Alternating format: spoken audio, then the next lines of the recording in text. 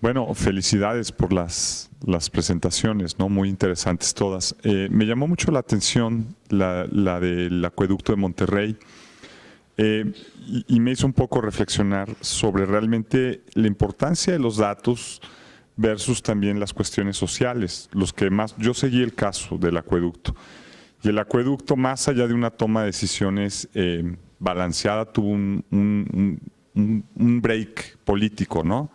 Porque había corrupción, se dijo esto no se va a hacer, ¿no? Y ya la gente no dijo pues hasta aquí. En realidad no sé hasta qué punto nos estamos haciendo bolas un poco con el manejo de los grandes datos y creo que en eso hay que ser un poco cuidadoso, ¿no? Y quería conocer un poco la opinión de ustedes, la de Sergio, porque a veces analizamos mucho los datos, nos estamos haciendo especialistas en datos, profundidad de datos y todo este paisaje social que va cambiando, que es muy dinámico, pues muchas veces lo dejamos de lado, ¿no? No sé, ¿qué opinan de eso? Aunque también caben los datos, ¿no?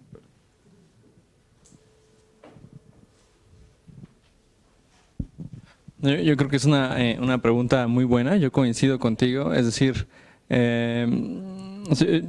creo que lo trascendental aquí o el caso es interesante porque justo hubo un break como político, ¿no? Un punto, un tipping point, ¿no? En la parte política.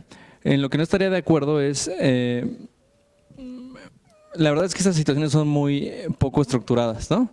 Entonces, tienes un momento político muy tumultuoso y en realidad lo que tienes es ambigüedad, o sea, en realidad nadie sabe bien qué conviene hacer. Y antes de hacer el estudio, en realidad el acueducto estaba en la mesa, ¿no? Y esa era la pregunta esencial, ¿no? ¿Hago o no hago este acueducto, no? Dinos, ¿no? O díganos, ¿no? Y aquí un poquito también hacer la distinción. El estudio o el marco de referencia, como bien incluso lo explicaba Gaymond, no es la técnica la que da la respuesta, ¿no? Lo que hacen los datos, rigurosamente analizados, es proveer insumos. La decisión es política. La decisión de cancelar el acueducto y apostar por un plan adaptativo es una decisión política, ¿no? Pero la idea es informar esa decisión, ¿no? Es decir, cuáles son los costos, cuáles son los riesgos, ¿no?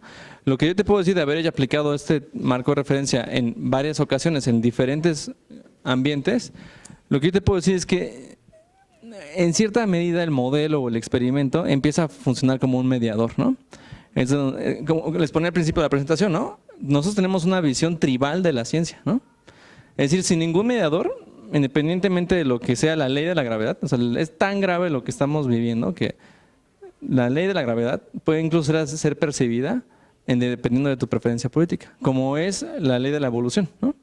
Entonces, en realidad lo que yo me he dado cuenta en la aplicación de este marco de referencia es esa generación de evidencia y la apertura a escuchar pues todas las voces, ¿no? No hay una voz mejor o peor, todas van a ser, digamos, incorporadas, lo que permite que eso se vuelva más como un mediador de la discusión. Y de una vez que quitas la parte tribal política, pues hay un gran valle de discusión, ¿no? De una vez que pasas como ese bosque oscuro, hay un montón de posibilidades, ¿no? Y en gran parte lo que facilita este análisis riguroso es justamente pues entrar a ese valle, ¿no? Y dejar detrás un poco digamos, el encono político, ¿no?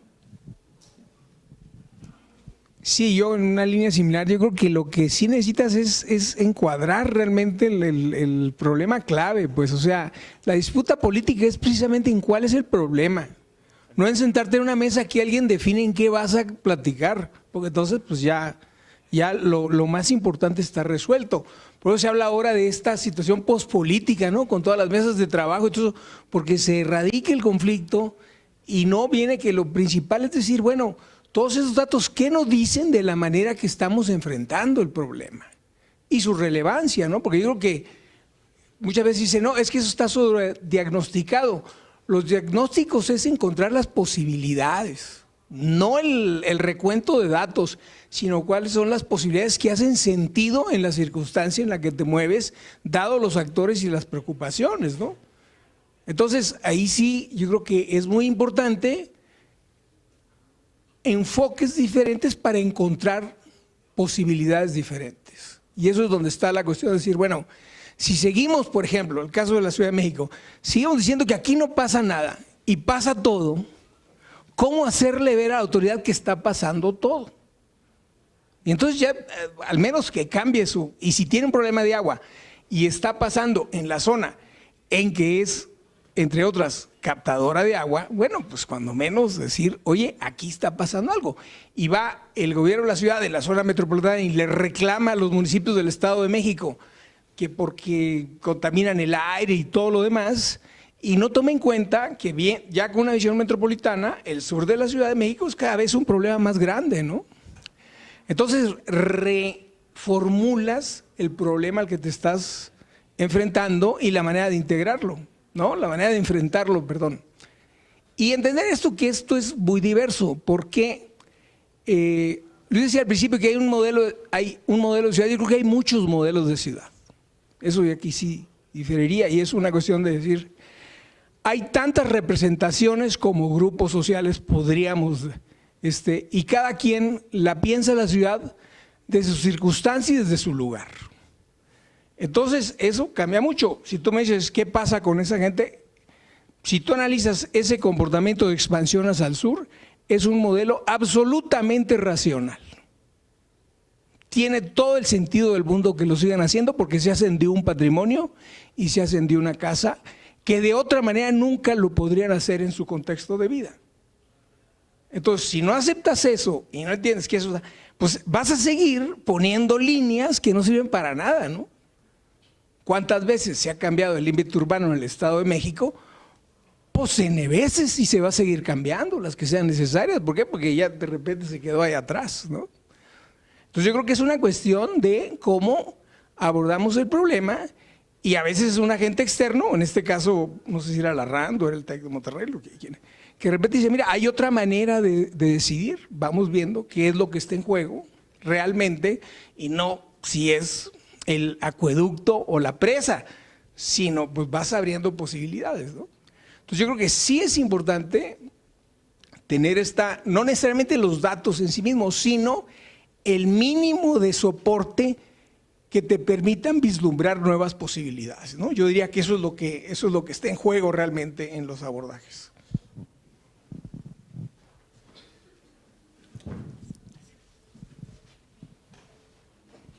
Hola, muchísimas. ¿Está prendido? Sí. Bueno, muchas gracias por el espacio, por las conferencias que han impartido. Para mí el concepto de Gigalópolis es muy nuevo. La verdad es que me llamó muchísimo la atención y empecé a leer y se me hace súper interesante. Esta parte como de, pues, estas expansiones regionales de urbes, ¿no? Que está, digo, en todos estos aspectos, cómo podemos integrar el entorno, este entorno histórico y la relación histórica de esas ciudades con su entorno natural, ¿no? En la parte ambiental. Y a mí cada vez me hace como más sentido esta parte de… Claro, la parte de la enseñanza, la importancia de movernos y de cambiarnos del tipo de conocimiento que se genera, ¿no? Pero también de la enseñanza a los estudiantes, ¿no? a los practicantes. Y este concepto de estudiantes integradores se me hace fantástico, ¿no? Yo soy bióloga, pero he sido una bióloga como muy… indagadora de otras temáticas, de otras disciplinas. Y siempre ha sido como un reto cómo poder dialogar e interactuar con otras disciplinas, ¿no? Desde la hidrología, los forestales, los agrónomos, etcétera, ¿no? Los propios urbanistas, ¿no? Entonces, desde mi perspectiva ambiental, ¿no? de formación, veo que estas ciudades pues se han expandido sin ninguna planeación y cada vez más lo que tú mostrabas, ¿no? Como en la parte ambiental pues todo el consumo, ¿no? Como las ciudades como grandes captadores o consumidores de los servicios ambientales que proveen los ecosistemas. Y por otro lado, pues estas gigalópolis o megalópolis que ahora se extienden, ¿no? Amplísimas regiones, pues son dependientes también de estos pequeños remanentes de ecosistemas, ¿no? naturales que están rodeando a estas regiones de ciudades en creciente expansión. Y no sé, me gustaría como saber qué opinan de esta parte, como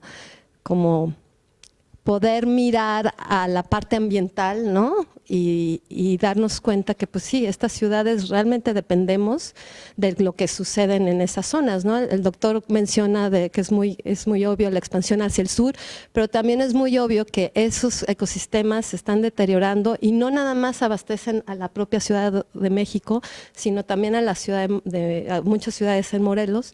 Y entonces son como estos bordes difusos, ¿no? De servicios que nos proveen estos ecosistemas que están ubicados en un territorio específico y que proveen servicios no, pues, difusamente, ¿no? O sea, la parte del recurso agua y al agua subterránea es como un gran ejemplo de eso, ¿no?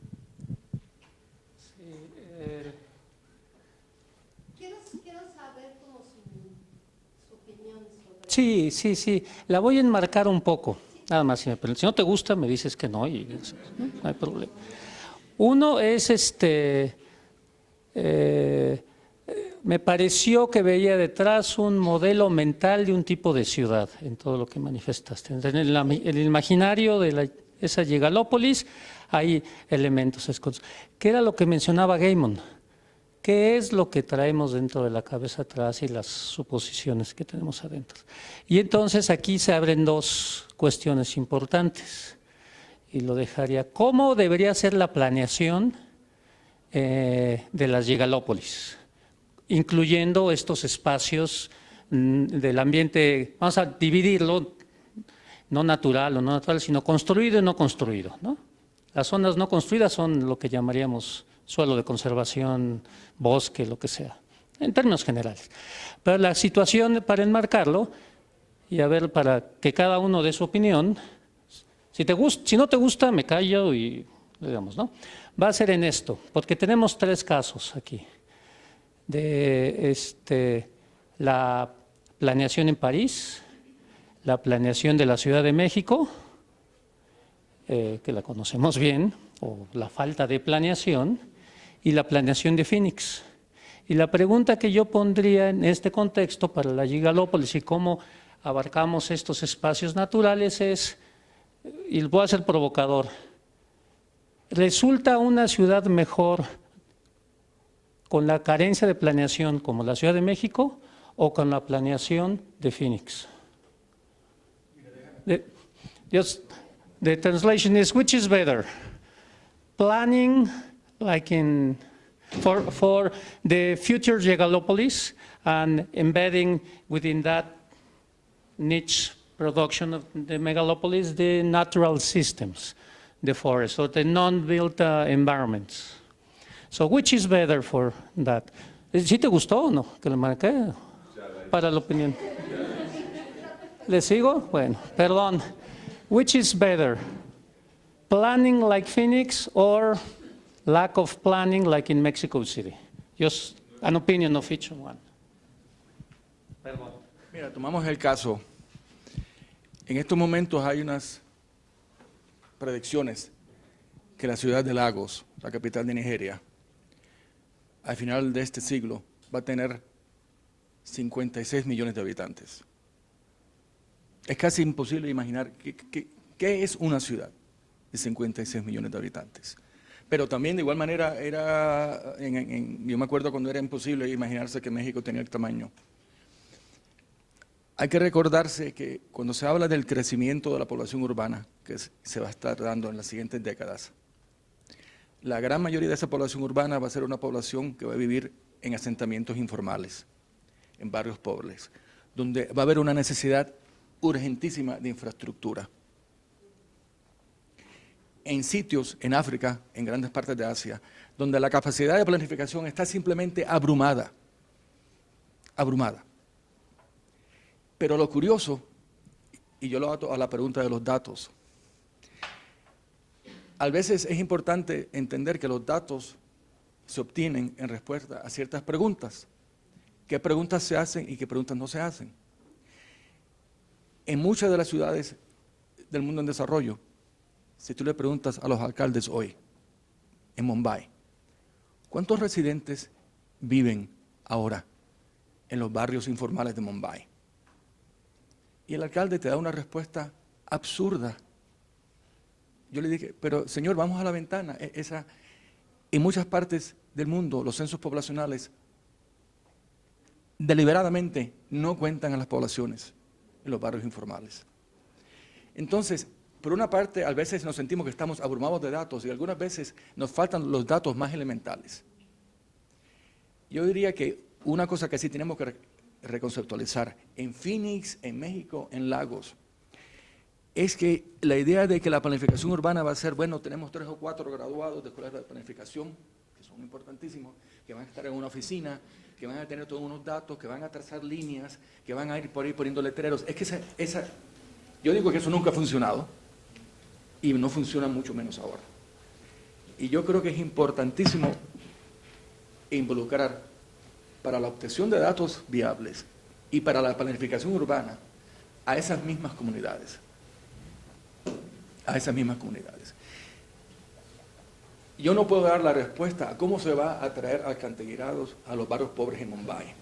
Pero lo que sí le puedo decir al alcalde es que si en esa conversación no se involucra a la población de esos barrios, cualquier respuesta que ustedes obtengan va a estar muerta al llegar.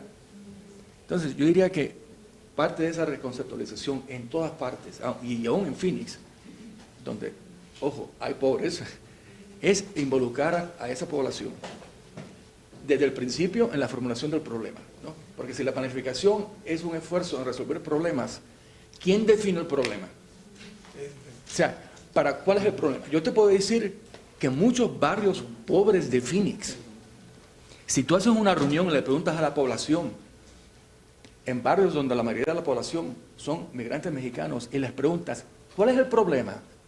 Y ellos te dicen, yo te digo, ¿cuál es el problema? El problema es la policía de Phoenix, que ve a un chamaco mexicano caminando en la calle y le pega 15 tiros. Ese es mi problema. ¿Tú quieres hablar de desarrollo sostenible, de los parques? No, yo te digo, mi problema es que le tengo miedo a la policía. Entonces, la decisión nuestra como académicos y la decisión de los políticos es, ¿ignoramos eso o no? Entonces, esa pregunta es, ¿cuál es el problema urbano a resolver? ¿Cuál es? Hay que preguntarla, pero nosotros tenemos que estar dispuestos a aceptar que la respuesta no va a ser la que nosotros a lo mejor pensamos. Digo, en el caso de Phoenix, en estos momentos, en los barrios pobres, ese es el problema. Yo estoy en la Escuela de Sostenibilidad y me gustaría hablar de cambio climatológico, qué va a pasar con el agua. No, señores, para ellos es que tienen miedo a la policía de la ciudad. Y la única razón por la cual yo no le tengo miedo es por el color de mi piel. Entonces, ¿cuál es el problema urbano de Phoenix? Depende mucho a quién se le pregunte, como en Monterrey. Bueno, ¿cuál es el problema? Entonces yo diría que si logramos hacer ese cambio en nuestros estudiantes, en nuestros científicos, creo que estaríamos en buen camino. Pero eso va a ser un cambio muy importante en la práctica, como nosotros enseñamos. ¿Alguien más? ¿Opinión? Phoenix. Yeah, just quick response, I guess. You have to have planning in these cities. People will die without planning. So in Phoenix, there's too much pavement. And the center of the city is 10 degrees hotter than the desert at the edge of the city. During a heat wave, people die. But who dies? Who dies in the city? The people without air conditioning, or their air conditioning broke, or they leave their children at home where there's a broke air conditioner while they take the bus all the way across the city to the job that they have. And so the problem of too much heat in the valley in Phoenix is not just a problem of the pavement, although it begins with the pavement, it's also a problem of the distribution in the city of who benefits from the planning and who doesn't benefit from the planning. And so the hard question is not whether to plan or not plan, the question is which plans? And in which modalities, and with which forms of the exercise of power. And those are questions that can only be answered in an embedded situation. And in the case of Phoenix, half of the wealth in that city leaves for half of the year. And so there's no sense that this is my city. And so when someone dies on the other side of town, it's not my problem. And so this question of how we become more embedded and more integrated into our cities, I think, is deeply connected to the question of which modalities of planning, how much can you shift power to the bottom while still serving the needs of the entire metropolitan community? And then how do you move forward together, given the fact that these are often politically impossible situations, where a good life for some people in the city requires a bad life for other people in the city. And so negotiating those differences and those sedimented histories become part of the problem. But the question then is not planning or no planning. The question is which modes of planning, how intensely, and who's involved. Sí, yo creo que en la profesión de la planeación urbana y del urbanismo hay un tema clave que es yo lo tomo de un politólogo francés, Pierre Rosanvallon, que él cuestiona la idea de paradigma desde una perspectiva sociopolítica. Y creo que tiene mucha razón, porque el paradigma es la clásica vía del colonialismo intelectual, ¿no? O sea, tú haces las cosas como deben de ser según alguien, ¿no? Y él contrapone la idea de la experiencia, construir desde la experiencia, lo que vivimos todos los días. Y me parece un cambio muy importante, muy trascendente, pero que quiero a lo que deberíamos atender. Yo ahorita estoy buscando socios para cuestionar precisamente las metodologías de planeación urbana en el país, que me parece que no son no nada más anacrónicas, sino son fosilizadas, digamos, son una pieza de arqueología ahí pero más que tenga que ver con construir con las posibilidades propias y en una visión interescalar donde se vayan cruzando estas posibilidades y más centrada en ciertos criterios o reglas de decisión colectiva y no tanto en recetas impuestas a rajatabla, ¿no? Yo creo que planteas un dilema muy interesante y creo que la obvia respuesta es que en realidad es difícil, ¿no? Es imposible discernir cuál de los dos modelos es más, digamos, virtuoso, ¿no? Tanto Ciudad de México como Phoenix.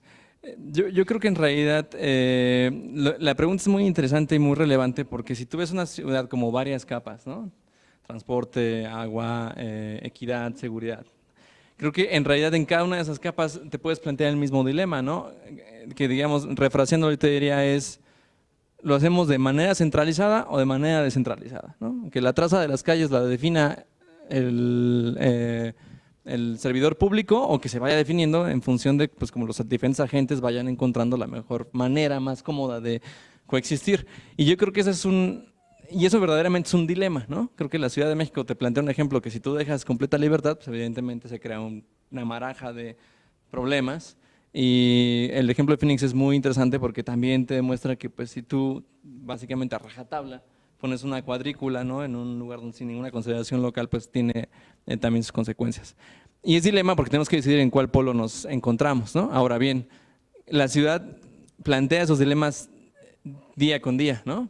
En el tema de transporte privado, pues cobramos o no cobramos cada kilómetro que manejes en el pavimento que pues pagan los que pagamos impuestos y los que cooperan para la ciudad con su IVA y demás, que somos todos, ¿no? ¿Sigue subsidiando o no ese transporte privado, ¿no? Que es un dilema, ¿no? Un gran dilema, vas a afectar a muchas personas, quizás por un desarrollo más controlado de la flota vehicular. Lo mismo pasa en los temas hídricos, ¿no? Haces captación en las azoteas o implantas una nueva tarifa que haga más costoso y por ende un uso más eficiente del agua.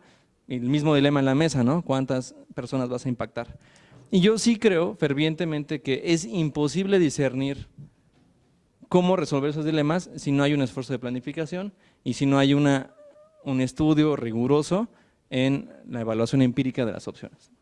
Es decir, si tú cada uno de esos dilemas lo quieres resolver en la oficina del servidor público en turno, que responde a los cantos de las sirenas de la compañía contratista o intelectual en turno, pues va a ser muy difícil que verdaderamente resuelva los problemas de la ciudad. Y quizás yo concluiría mi intervención citando también a Dwight Eisenhower, ¿no? Que después del desembarco en Normandía, lo que él decía es, plans are worthless, but planning is everything, ¿no? Los planes, es decir, los planes, el plan adaptativo de Monterrey es un pedazo de papel que bien podría servir como póster de una recámara, pero es el proceso de planificación, ese ejercicio de simulación mental grupal en el que cuando verdaderamente venga un proceso de escasez en recurso hídrico, eso es lo que pone, digamos, toda la energía y el ímpetu en el lugar apropiado para poder resolverlo.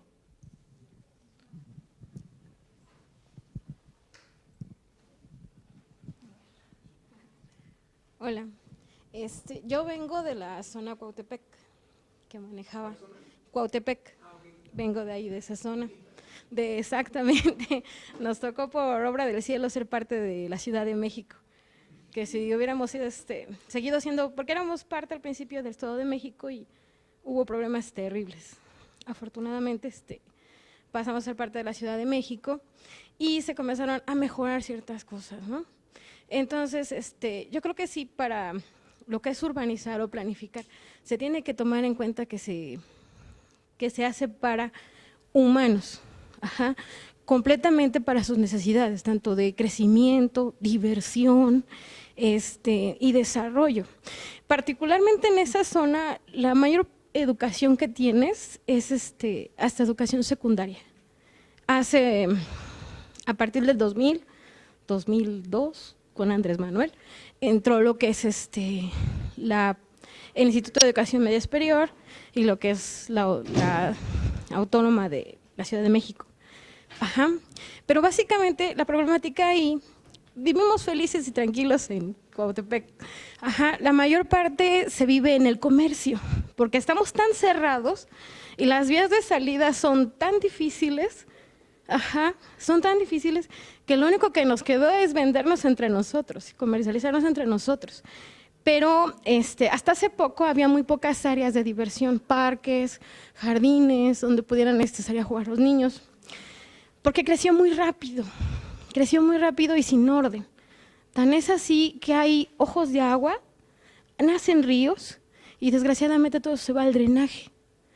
Entonces, hay arrastres en toda esa parte, ¿no? Y si quieres ir al cine, pues tienes que recorrer 5 kilómetros para salir a Tenayuca, para divertirte y ver una película. Si quieres salir a trabajar, el área más cercana es Vallejo o Ticomán. Y eso aunado con la densidad de población, que ya somos muchísimos, pues entrar o salir en un recorrido de 5 kilómetros te tardas 40 minutos. Cuando de verdad es una atrocidad estar parado tanto tiempo, ¿no? Porque bueno, fue creciendo sin orden, pero aún así la gente tiene necesidades de divertirse, de tener cultura, de tener educación, de tener diversión, que apenas está empezando, ¿no?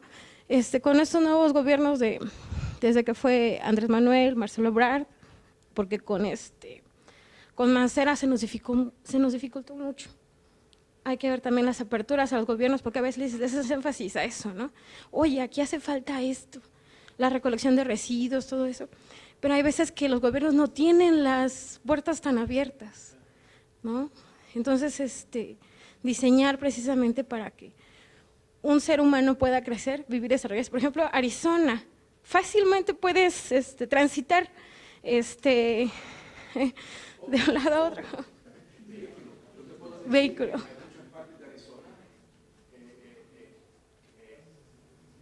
En que no puedes llegar a punto A, B, de manera en acera. Entonces, de hecho, yo para muchos compañeros amigos de trabajo, yo he logrado la gran proeza. Yo he encontrado una manera de caminar de mi casa a mi oficina por una acera, una ruta absolutamente sinuosa. Cuando se dice comunicar, y yo digo sí, en base al automóvil. O sea, que es una manera de moverse, no estoy diciendo que no, pero otra cosa sería, si el propósito sería, yo decirte por de cualquier parte que me pare en Sydney, llegar a cualquier otra parte caminando por una acera seguro. Eso resultaría en una ciudad muy distinta. Okay.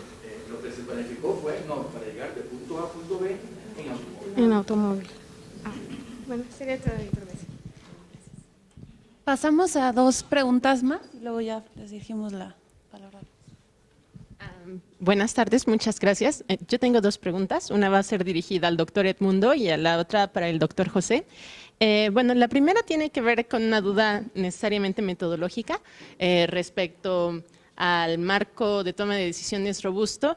Y bueno, me surge la duda sobre el proceso del mapeo de actores. Es decir, ¿cómo se decidió quiénes eran los actores que iban a participar justo para hacer pues, este proceso diagnóstico? Y si bien, por ejemplo, fue un esfuerzo que en realidad implicó la participación de estos individuos o únicamente la representación de ciertos sectores en esta toma de decisión o generación de propuesta, ¿no? Y la otra que es para el doctor José, bueno, si me equivoqué en cómo interpreté la información, me dice por favor.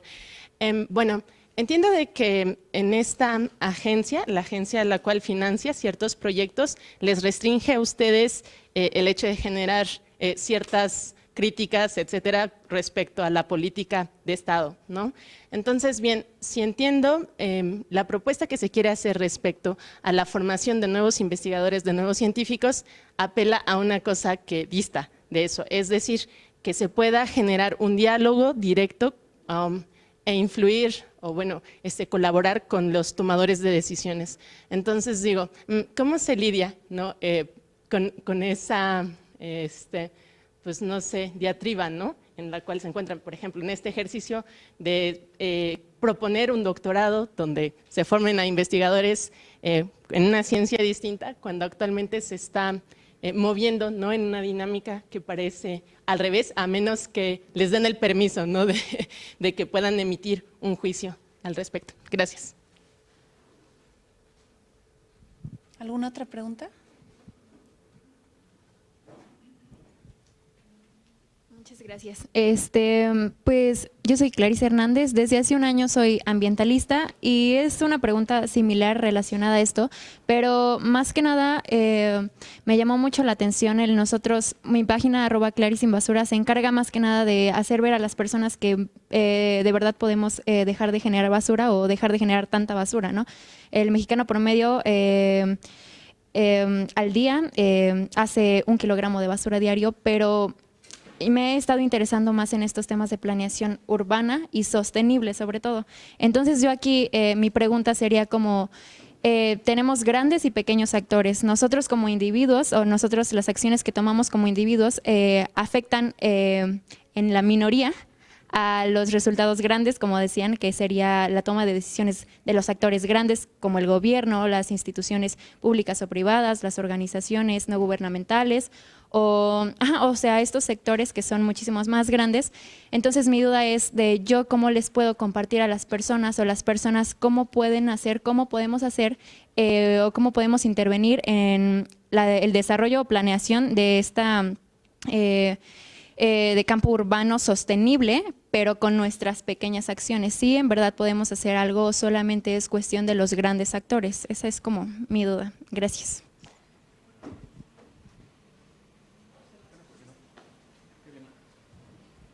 Muy rápido, la cuestión de actores, evidentemente aquí el punto de partida fue el Fondo de Agua Metropolitana de Monterrey, que digamos era la asociación civil descentralizada que estaba como articulando los esfuerzos. Ahí tenías a la compañía de agua, al gobierno del estado, evidentemente, a algunas de las cámaras de comercio, y ese digamos como que el primer punto, es el punto de salida, y luego a través de este método de snowball, ¿no? Entrevista a profundidad, vas como incorporando más agentes, ¿no? ¿Hasta qué punto? Bueno, hasta un punto en el que tú tienes una suficiente diversidad de la fotografía, ¿no? De cómo está el contexto. ¿Quién estuvo participando? Varias asociaciones ambientales, ¿no? Había grupos ambientalistas muy fuertes que se ponían al acueducto, banca de inversión, compañías de ingeniería que tenían propuestas individuales de proyectos que podrían ayudar, es decir, con agua, ¿no? Entonces se fue expandiendo bastante la red de actores, ¿no? Y nada más, al fin, menciona también que esa es parte de las áreas de investigación interesantes ahorita, ¿no? Que es cómo integras más formalmente procesos cualitativos, ¿no? En procesos, digamos, iterativos, empleando este tipo de metodología cuantitativa, ¿no? respuesta a tu pregunta, que fue muy buena. Debo aclarar que en sí el impulso que tiene la Agencia Nacional de Ciencia, yo creo que hay algo positivo de ese impulso, ¿no? O sea, es un impulso de intentar prevenir que la investigación científica se convierta en una víctima de los conflictos políticos, ¿no?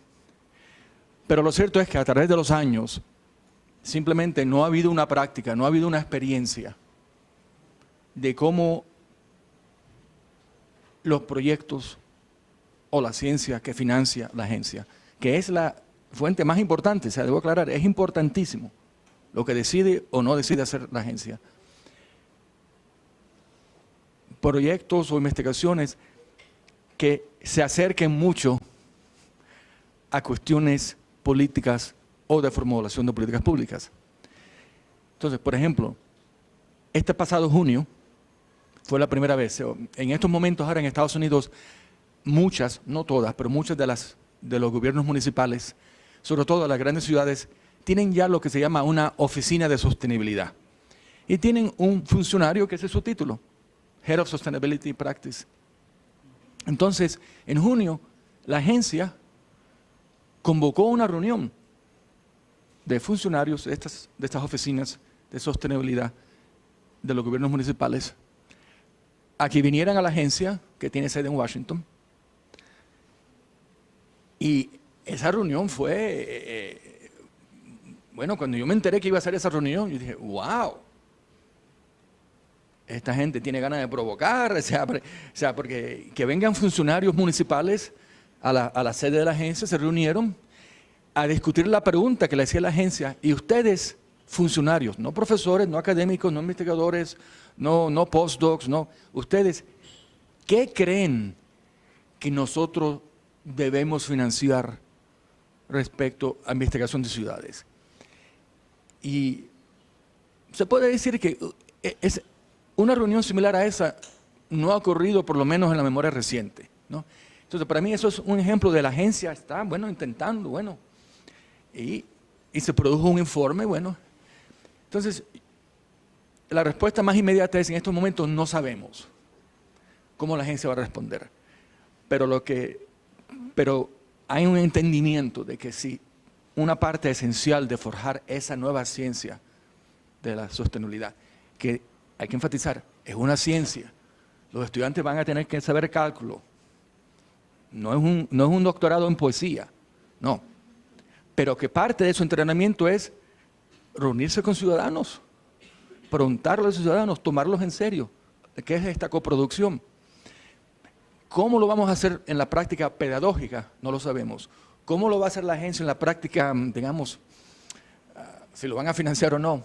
La respuesta más honesta es no saben. Pero hay que reconocer que esa reunión en junio fue súper radical. Y creo que muchos de ustedes encontrarían interesante el informe porque da la casualidad que si se le pregunta a un académico como yo, oye, ¿qué tú crees que deberíamos investigar?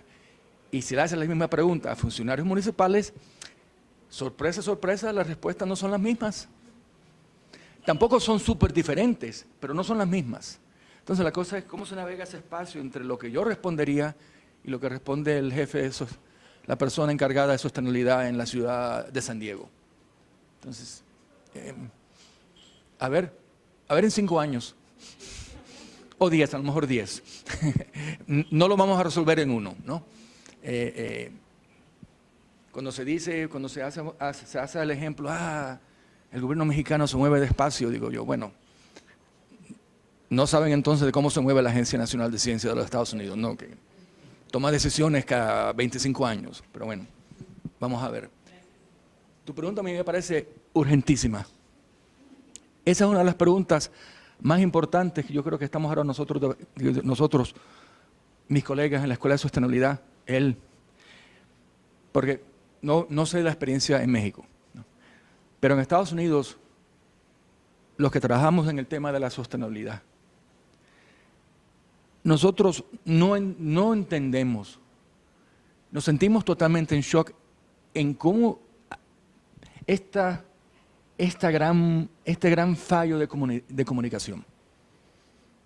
Yo te puedo decir que en mi universidad, en la Universidad Estatal de Arizona, muchos de nuestros subgraduados, no hay que irse a la Casa Blanca, muchos de nuestros subgraduados no creen que el cambio climatológico es real. No lo creen. Entonces, cuando hablamos con mis colegas, ¿qué podemos hacer para cambiar la opinión de Trump? No, señores, nosotros tenemos que hablar de cómo vamos a cambiar la opinión de muchos de nuestros subgraduados que llegan a la universidad con una hostilidad grandísima a la ciencia. Ya la traen. Y por lo tanto, es un gran debate de cómo podemos nosotros entablar un diálogo con los ciudadanos. Y la respuesta honesta que te puedo decir es, obviamente, no tenemos la respuesta, si no, no estaríamos en esta situación que estamos ahora.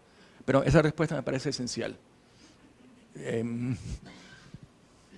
quería nada más completar un poquito. Yo creo que una parte muy importante es que se vuelva algo colectivo, ¿no? Mientras se quede en la cuestión, como cuestión individual, lo hace a uno dormir más tranquilo a lo mejor, pero tiene poca repercusión, ¿no? Y una vez que se vuelve de grupo, lo voltean a ver. Yo sí creo que la actuación de la autoridad es muy importante en estas cosas, pero la autoridad siempre voltea a ver grupos. Y el peso de un grupo contra el peso de una persona es más que exponencial, es una cosa, o sea, si tú vas por 5, no es que sea 5 veces 1, es 1 a la 5, pues, o sea, o más, ¿no?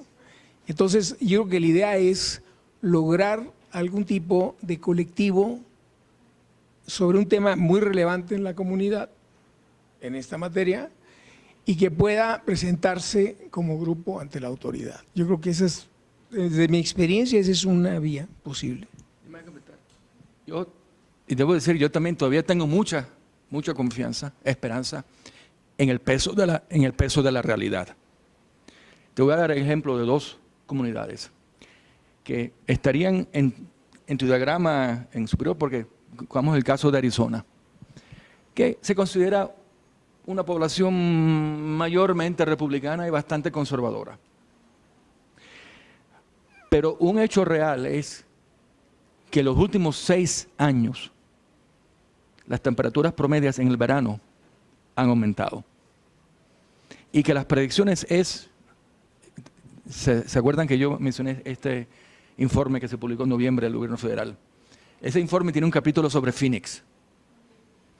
Y dice que para el año 2036, que no falta tanto, yo espero que, si como saludablemente, estaré vivo.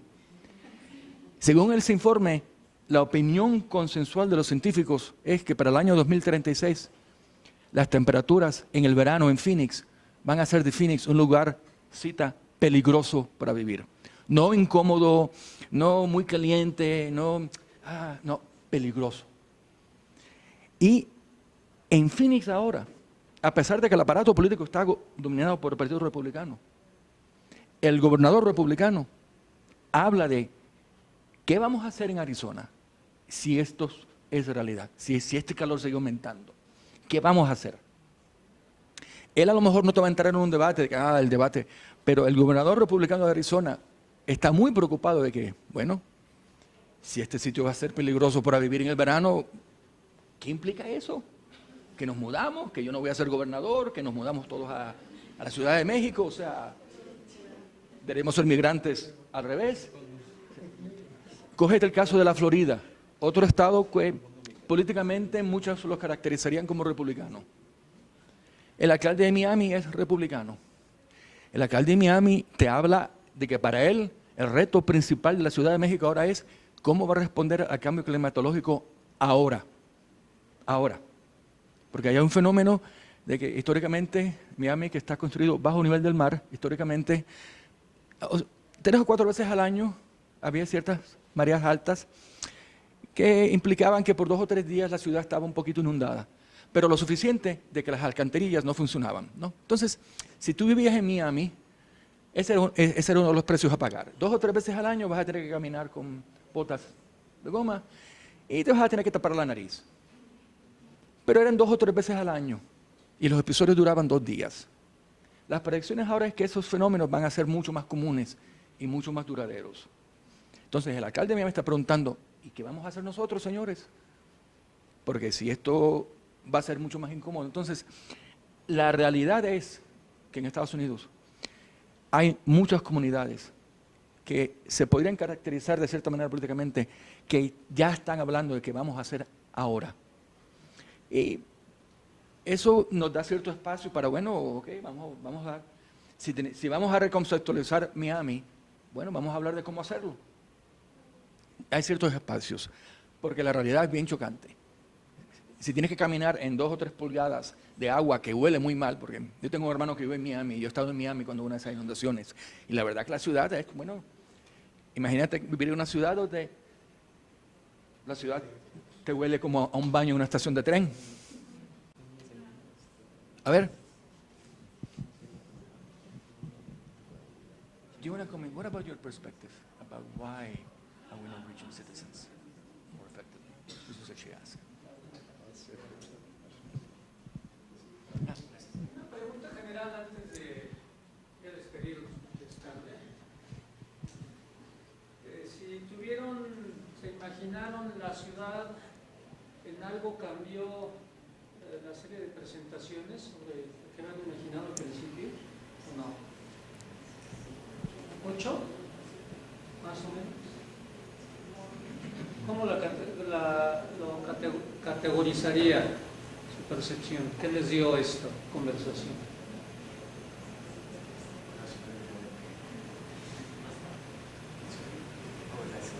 Vamos a hacer un desastre. Pues si se logra todo lo que están proponiendo los investigadores, al final de cuentas creo que pues hay posibilidades, ¿no?, de hacer una mejor gestión y darle una estructura mejor a la ciudad de la que se está planteando, de la que había pensado. Yo quisiera plantear por qué veo como un desastre. Yo soy socióloga, casi poco más de 30 años trabajando en el sector rural, ¿no?, visitando pequeñas comunidades del país y algunas otras de Latinoamérica y grandes ciudades de Latinoamérica. Y a mí me sorprende verdaderamente cómo es, o sea, si el ADN de las ciudades es la concentración, ¿no?, nos los demuestran pequeños municipios, pequeñas localidades, ¿no?, esta necesidad por contar con ciertos servicios de aglomerarte, pero están en un desorden, en un caos de verdad indignante, ¿no? Humanamente no los puedes vivir. Caminas por algunos poblados de Morelos, del Estado de México, de Hidalgo, y huele a caño todo el tiempo, ¿no? O sea, porque realmente hay inundaciones, falta de manejo de los residuos sólidos, o sea, falta una conciencia incluso por gestionar tus propios desechos, ¿no?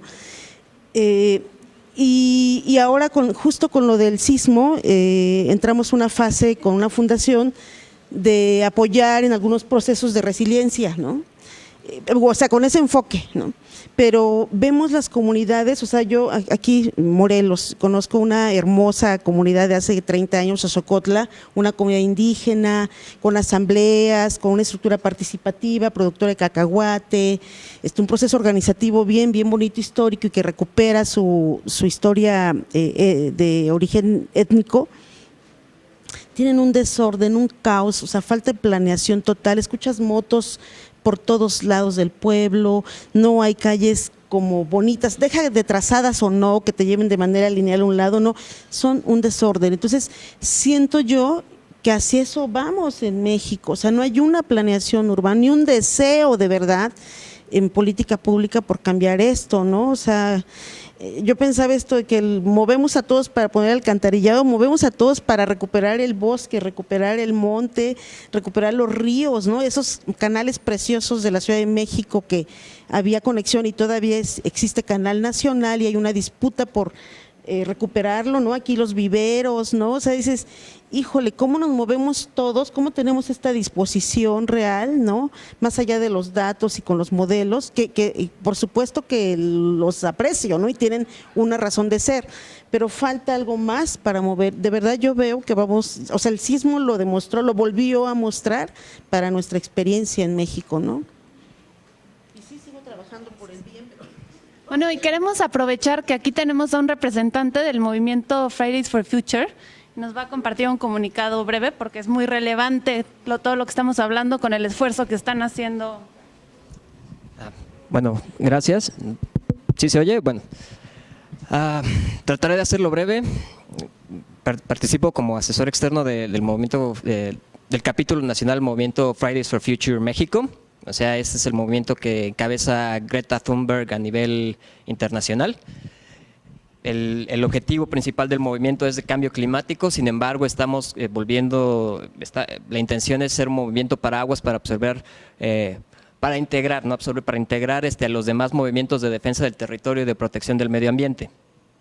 Ustedes nos pueden encontrar si se meten a su Facebook en Fridays for Future México, denle like por favor.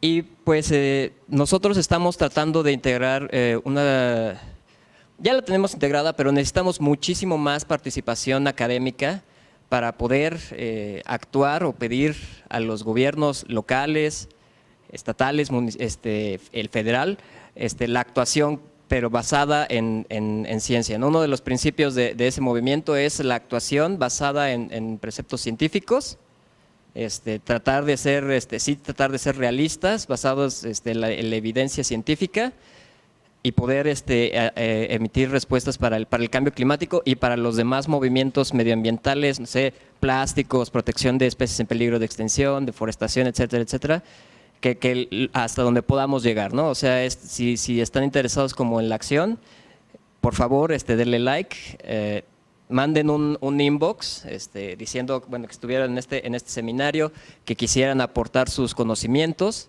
Y con todo gusto se les va a atender, porque pues, sí, necesitamos más gente, más comprometida, necesitamos hacer más redes, como se había mencionado en las ponencias, se necesita más acción de la sociedad, se necesita hacer más redes, más actores sociales y presentar más respuestas, ¿no? O sea, porque nosotros tenemos una visión todavía